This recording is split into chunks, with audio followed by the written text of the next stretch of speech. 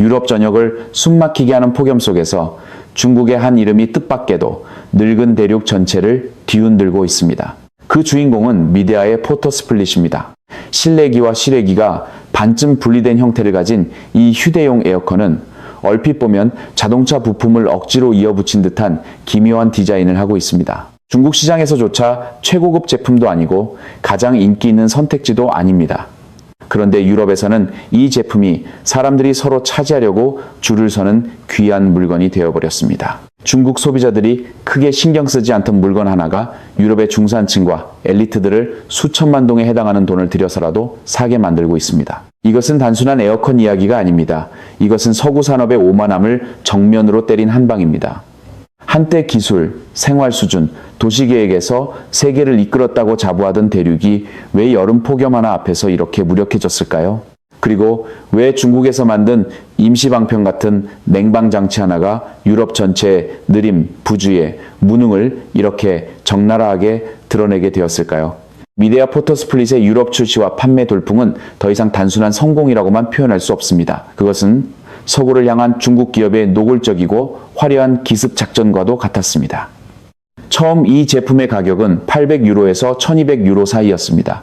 베트남 돈으로 약 2400만 동 정도입니다. 그러나 극심한 폭염이 유럽을 덮치자 사람들은 이 제품이 벽에 구멍을 뚫지 않아도 되고 건축 허가를 받을 필요도 없으며 에어컨 설치 기사를 부르지 않아도 되는 거의 유일한 현실적인 냉방 해법이라는 사실을 깨닫게 되었습니다. 비싼 비용에도 불구하고 수요는 순식간에 폭발했습니다. 공급망은 흔들렸고 물량은 대규모로 부족해졌습니다. 수요를 공급이 따라가지 못하자 가격은 믿기 어려울 정도로 치솟았습니다. 결국 이 냉방장치 하나의 가격은 2000유로, 베트남 돈으로 약 6천만 동까지 올라갈 수 있게 되었습니다. 베트남에서 고급 스쿠터 한 대를 살 수 있을 만큼 비싼 가격입니다. 그럼에도 유럽 소비자들은 이를 악물고 구매해야 했습니다. 줄을 서고 물건을 찾아다니고 심지어 인맥까지 동원해 한 대를 구하려 했습니다. 독일만 보더라도 매우 까다로운 소비시장임에도 불구하고 미대하는 2025년에만 8만 대 이상을 판매했습니다. 2026년 여름에는 유럽 내 포터스플릿 판매량이 20만 대에서 30만 대에 이를 것이라는 전망도 나왔습니다. 중국에서는 별다른 주목을 받지 못하던 제품 하나가 유럽에서는 비싼 생명줄이 되었고 수억 유로의 돈이 미대하의 주머니로 흘러들어갔습니다. 그렇다면 포터스플릿은 도대체 어떤 마법을 가진 제품일까요? 본질적으로 포터스플릿은 여전히 에어컨입니다. 압축기가 들어있는 실외기와 찬바람을 내보내는 실내기가 있습니다. 차이는 연결 방식에 있습니다. 전통적인 분리형 에어컨을 설치하려면 사용자는 기술자를 불러 벽에 구멍을 뚫고 전기선을 연결하고 배관을 용접하고 진공 작업을 하고 냉매를 주입해야 합니다. 이 모든 과정에는 전문 기술이 필요합니다. 유럽에서는 냉매 취급 자격, 건축 보존 규정, 건물 외관 변경 관련 허가까지 얽혀 있습니다. 벽에 구멍 하나 뚫는 단순한 작업조차 허가 문제, 이웃의 반대, 집주인과의 갈등으로 이어질 수 있습니다. 포터스플릿은 바로 이 문제를 플러그만 꽂으면 작동하는 방식으로 해결했습니다. 미대하는 냉매 배관, 동관, 전기선, 순환 시스템을 공장에서 미리 모두 조립해 두었습니다. 구매자는 제품을 집으로 가져와 실내기를 방 안에 놓고 실내기를 창가나 발코니 쪽으로 이동시킨 뒤 유연한 배관을 문틈이나 창문 틈으로 빼내고 전원을 꽂기만 하면 됩니다. 기사가 필요 없습니다. 벽을 뚫을 필요도 없습니다. 기존 구조물을 철거할 필요도 없습니다. 복잡한 허가 절차도 필요하지 않습니다. 바로 이 지점이 유럽의 아킬레스건을 정확히 찔렀습니다. 베트남이나 중국에서 에어컨을 사는 일은 매우 간단합니다. 전자제품 매장에 가서 제품을 고르고 결제하면 됩니다. 몇 시간 뒤 기사가 와서 벽에 구멍을 뚫고 실외기를 설치하고 배관을 연결한 뒤 시험 운전을 해줍니다. 설치비는 보통 몇십만 동에서 100만 동 조금 넘는 수준입니다. 빠르고 단순하고 저렴합니다. 하지만 유럽에서 분리형 에어컨을 설치하는 일은 고통스러운 행정 절차에 가깝습니다. 첫 번째 장벽은 인건비입니다. 숙련된 전기기술자와 냉방기술자가 부족하고 기술 규정은 엄격하며 냉매 자격증은 필수입니다. 노동조합은 강하고 임금은 높습니다. 그래서 1000유로짜리 에어컨을 사도 설치비가 추가로 1000유로에서 2000유로까지 붙을 수 있습니다. 다시 말해 설치 인건비가 기계값과 같거나 심지어 기계값의 2배가 될 수도 있다는 뜻입니다. 두 번째 장벽은 건축보존법입니다. 많은 유럽 도시는 오래된 주택, 문화재급 외벽, 수백 년 된 거리 풍경을 가지고 있습니다. 벽에 구멍을 뚫거나 발코니에 실외기를 걸거나 건물 외관을 바꾸는 행위는 금지될 수 있습니다. 에어컨을 설치하려면 주민은 당국에 신청서를 내고 도면을 제출하고 문화재보존위원회의 승인을 기다려야 합니다. 승인이 떨어질 때쯤이면 여름은 이미 끝나 있을지도 모릅니다. 세 번째 장벽은 세입자에게는 거의 비극입니다. 유럽 대도시에서는 많은 사람들이 장기 임대로 집을 삽니다. 수천 유로를 들여 영구적인 에어컨 시스템을 설치하고 싶어도 그 집은 자기 집이 아닙니다. 이사할 때 기계를 철거하고 벽에 구멍이 남으면 집주인이 보증금을 전부 공제하거나 원상복구 비용까지 요구할 수 있습니다. 그렇다면 독일, 프랑스, 영국, 이탈리아는 누굽니까? 이들은 세계 산업혁명의 선구자들이었습니다.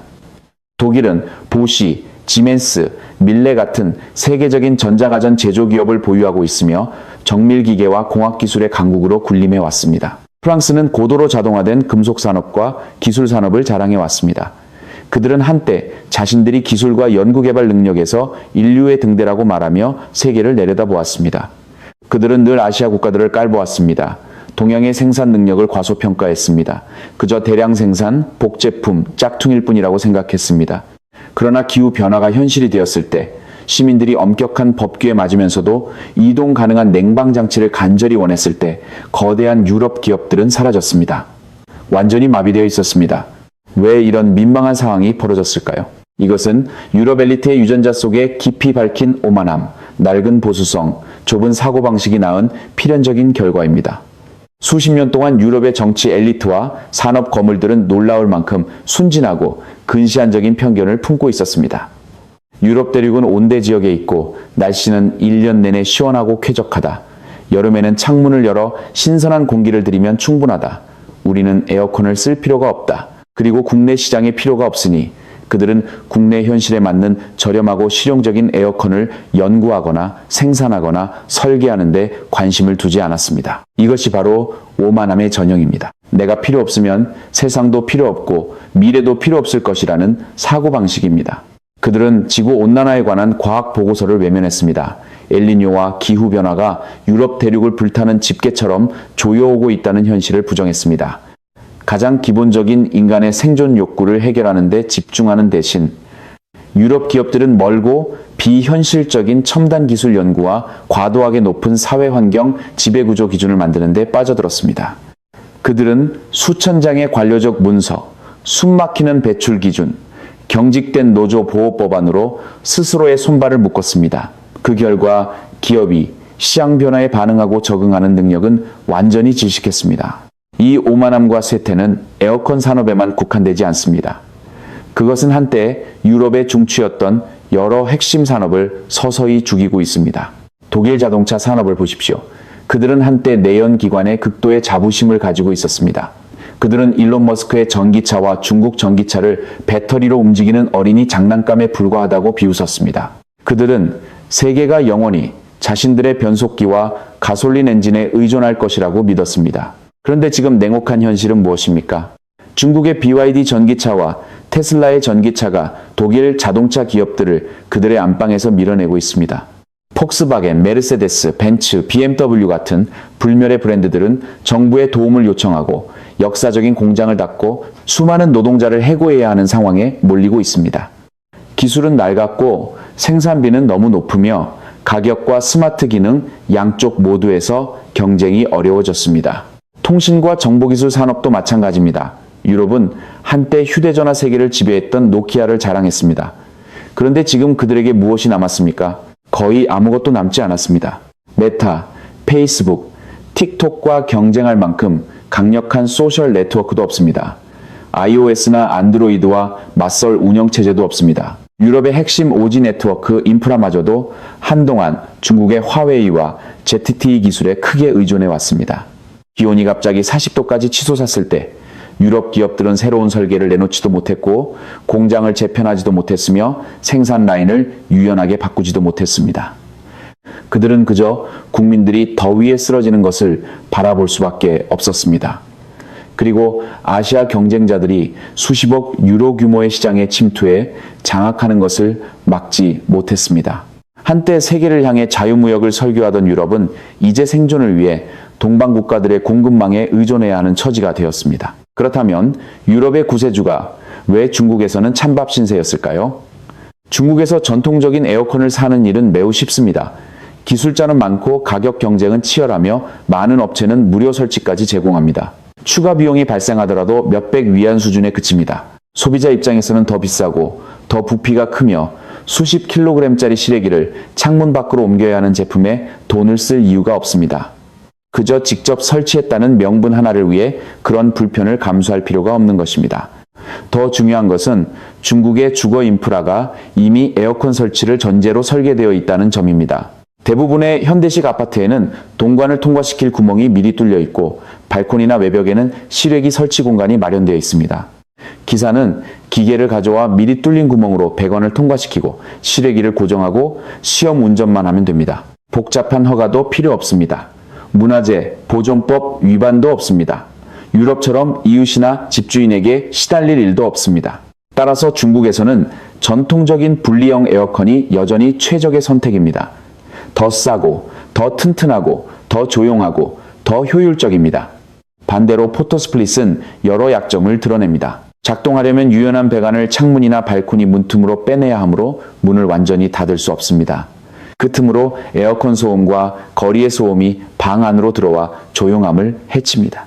인구 밀도가 높은 도시 지역에 사는 사람들에게는 특히 불편한 문제입니다. 두 번째 약점은 열 손실입니다.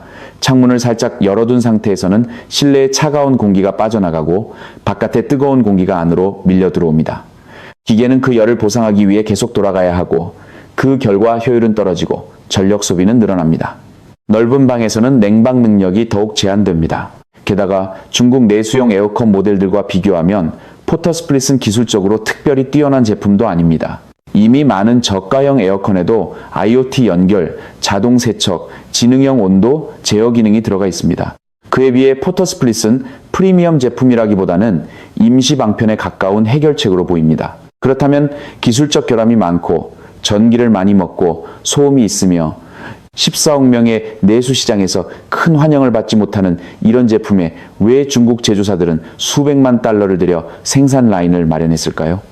유럽은 자기들의 오만한 기준을 세계에 강요했기 때문에 처참하게 실패했습니다.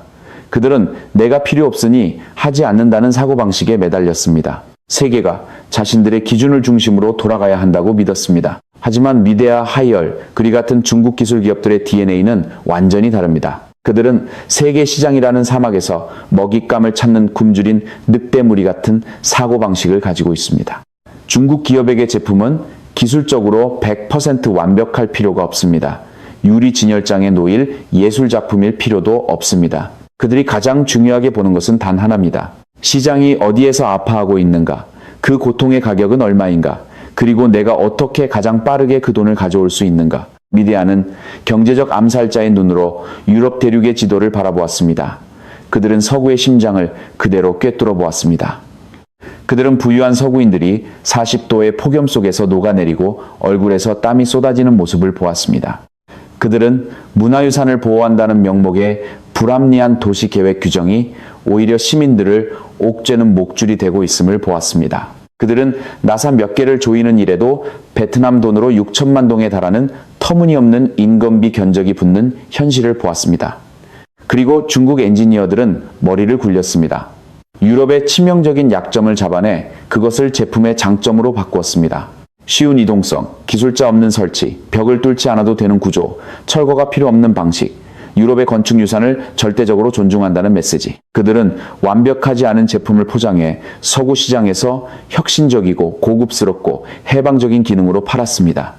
그리고 그 가격은 2,000유로까지 올라갔습니다. 서구인들은 여전히 줄을 서서 그것을 사야 했습니다.